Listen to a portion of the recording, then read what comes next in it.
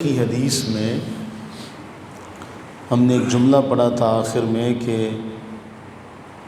اس جانور سے بھی ہلکے ہو جاؤ گے کہ جو جانور مر جائے اور اس کو پیسے دے کر بھی تم تیار ہو کہ اس کو اٹھا لیا جائے۔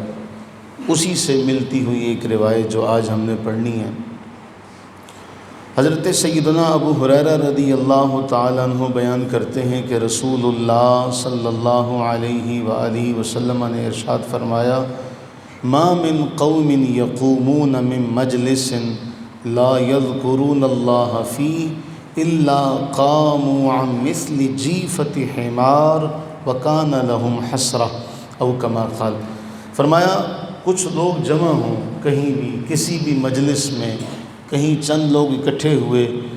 اور وہ مجلس ختم ہو گئی، اس میں انہوں نے اللہ تعالیٰ جل وعلا کا نام نہیں لیا، اس کا ذکر نہیں کیا، اس کو یاد نہیں کیا، وہ ایسے ہیں جیسے بدبو میں مرے ہوئے گدھے کی لاش کے پاس سے وہ کھڑے ہیں۔ اور وہ جو لمحات انہوں نے اس مجلس میں گزارے، یہ قیامت کے دن ان کے لیے حسرت کا، افسوس کا، ندامت کا، پریشانی کا باعث ہوں گے۔ ہم سارے جمع ہوتے ہیں، روزانہ کی بنیاد پر جمع ہوتے ہیں۔ آپ کو یاد ہوگا حضرت سلمان فارسی رضی اللہ تعالیٰ عنہ سے کسی نے کہا تھا نا کہ تمہیں تمہارے نبی نے سب سکھایا، لقد علمکم نبیکم کل شیء، تمہیں تمہارے نبی نے سب سکھایا۔ فرمایا ہاں، ہمیں ہمارے نبی نے سب سکھایا ہے، واش روم میں، بیت الخلاء میں جانے کے آداب تک بتائے۔ تو اسی نبی نے پھر یہ تعلیم بھی دی کہ جب تم نے روزانہ جمع ہونا ہے، بیٹھنا ہے، اپنا آپس میں میل جول رکھنا ہے، تو جب بھی تمہاری مجلس ہو، جب بھی تم بیٹھو، تو اس بیٹھنے میں اللہ کا نام ضرور لینا چاہیے، اس مجلس میں اللہ کا ذکر ضرور ہونا چاہیے۔ بلکہ جامع ترمذی کی ایک روایت ہے، اس کو اس میں شامل کر لیا جائے۔ رسول اللہ صلی اللہ علیہ وسلم فرماتے ہیں چند لوگ بیٹھے، نہ اس میں اللہ کو یاد کیا، نہ اپنے نبی پر درود پڑھا، دونوں کام ہی نہیں کیے۔ اللہ تعالیٰ کی مرضی چاہے ان کو عذاب دے،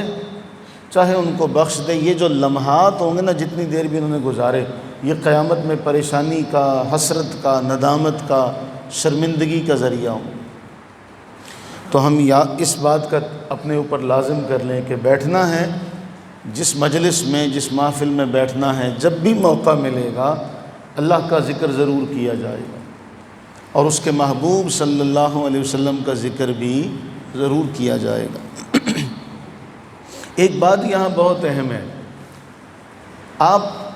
اس جملے کو ہلکا نہ سمجھیے گا، ہماری تربیت کے لیے یہ بڑی بات ہے۔